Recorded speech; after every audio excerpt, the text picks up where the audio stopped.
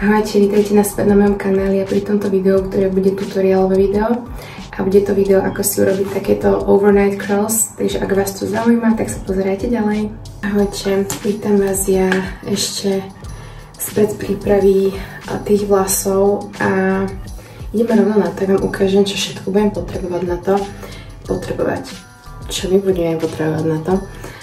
A inak, že chvíľku, že 11 hodín večer a veľmi sa teraz prekonávam s týmto, ale povedala som si, že nie, že ho natočím, len keď už vyzerám takto, tak je to kvôli tomu, že už som súca na spánok. Dobre, začneme tým, že bude treba túto vecičku, tomuto sa hovorí, neviem, pozerám. Stále sa to ešte učím, lebo tu vidím samo seba a tu ste vy. Tomuto sa hovorí, musím nájsť názov na to, toto keď tak napíšem, ako sa tejto vecička hovorí.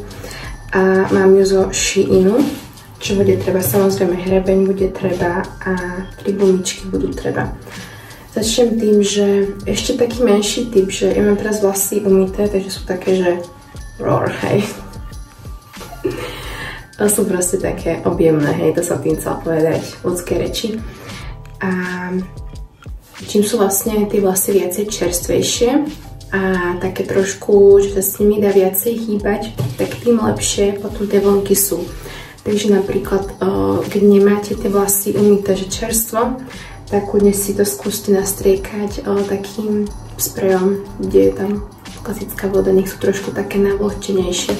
Ako nie sú nejak že navlhčené, lebo však sú vysušené, ale stále je tam ako keby takéto, nie sú až také vlhké, ale sú stále také, že čerstvé, ešte, že cítia tie vlasy, že bola na nich voda pred pár hodinami, hej. A to hovorím pochopiteľne, ak nie, tak pardon. Čo mám z hlasu? Dobre, vlasy si rozčešeme. Už moc hodí na mňa. Zoberiem si takýto hrebeň, ktorý nám vlastne robí pekne. Teraz je to grosy, tie vlasy pekne rozčesať, rozdeliť. Môže byť, dám si takto na hlavu, nech to je takto vyrovnané. A zoberiem si, takýto zoberiem, kvetinkový, potom si ho dáme aj dole. Aby táto vecička bola vyrovnaná, tak toto si dám takto, trošku väčší. Zoberiem si z hora jeden prameň. A tento prameň takto obtočím okolo tejto vecičky, hej.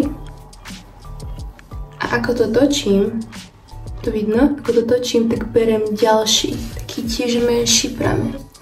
A to gro tohto je si tie vlasy potom takto postupne pridať. Toto vyzerám jak Emo. Týmto štýlom pokračujem ďalej. Ale ako toto robím, tak fakt, že silno, hej, že najprv zoberiem už trošku viacej. Tak.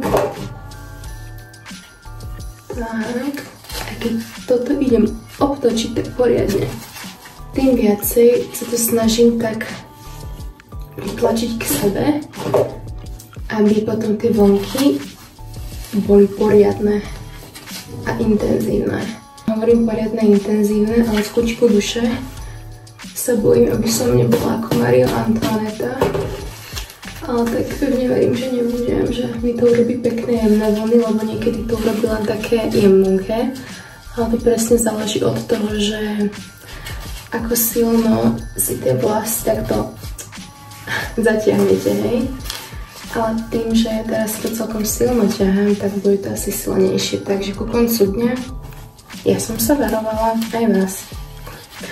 Takže rozhodnite sa, že aké vlasy chcete. Či také trošku Marie Antoinetta, poriadne načachrané, alebo len také jemnúke. Ale ku koncu dňa len to padne tak či tak, takže ja si myslím, že je to jedno. No a teraz gumičku som si zobrala. Zabudla som hovoriť, ale však vidíte. A nechám to takto. A ideme na druhú stranu s tým istým procesom.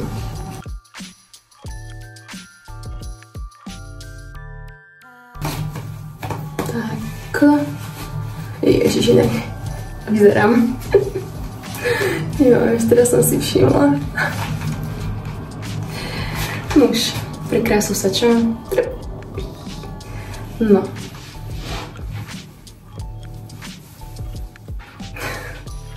Zrobím srandu, hej. OK, takže takto to vyzerá. Budeme si dať dozadu, aby sa nám lepšie spalo. A tiež poriadne, ako to beriem, ťahám poriadne. Si to takto opáčim. Takže najsilnejšie, ako viem. A zoberiem tretiu gumičku. A gumičku.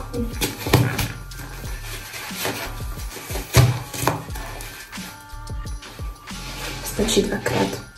Záleží, že ako máte gumičku. Máme si sprej na vlasy a trošku si tie vlasy zasprejujeme. Zasnuté. Teraz tu chránim oči, ale inak, keď som bez kamery. Ale tak je to nesprávne, takže nerobte to. Akože bez ochrany, lebo je to takom pekne nepríjemné. Trochu. Lebo to potom fakt začnú štípať oči a čo potom? Idem to učesom, idem spať a ráno sa zobudím ako princezna. Každopádne, vy už ten výsledok vidíte, lebo však som sa s tým výsledkom predstavila na začiatku. Takže toto je, čo to obnáša. Tak ja verím, že toto vyskúšate doma a verím, že ste toto už viackrát videli. Ten, kto nie, tak vidí teraz a môže vyskúšať. Majte krásny deň. No prosím pekne, trošku to už mám uvoľnené, lebo som to spala a je to už také celé... Toto, čo to je? Štipec som si dala dneska ráno, lebo už som to fakt mala celé také ešte viacej než takto. Potom je to už takto aj idú von vlásky. Tak toto vyzerá po spaní. Trošku sa to uvoľní, ale je to normálne, keďže spíte, hýbete sa a tak ďalej, tak tie vlnky sa potom aj tak chovajú. Dobre, okamih pravdy, hej. Toto je vždy také, že vyjde, nevyjde. Ale tak verím, že vyjde dobre. A verím, že nebudem ako Maria Antoinetta. Ale aj keby tak padne to, ale... OK, zatiaľ to vyzerá dobre. Zatiaľ to vyzerá dobre. OK. Alebo môžete ísť takto, hej. Ups. Som zvedavá, no teším sa. OK, tak toto není Maria Antoinetta, takže ja som spoko. Dobre mi vyšli, ako to zvení teraz všetko, hej. Toto nie je všetko. A čo teraz urobím? No, rozmýšľam, že či si dám teraz... nie. Najprv si vlasy rozčešem a potom si ich zalakujem, lebo to myslím, to celkom dosť ťažko česalo. Takže si ich takto rozčešem. Nech sú také voľnejšie. Keď som si vyskúšala na mojom novom zostrihu tento typ vlasov, že aj s touto vecičkou, vyzerá to pekne, takže som spokojná. Tak sú pekné.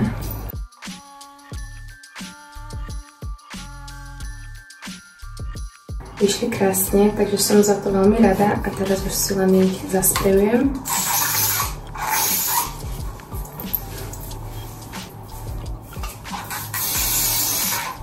No, ja si ich sprejujem trošku, tak keby som si nikdy vlastne nesprejovala, ale nech to drží. Áno, to padne, ale aspoň pre pocitne.